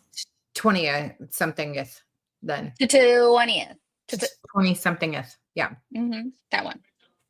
All right. Anyways, love you We're gonna bitches. be We'll canceling see for y'all that. in 2 weeks on a Sunday, not a Monday. Nice and easy. Have a good night, bitches.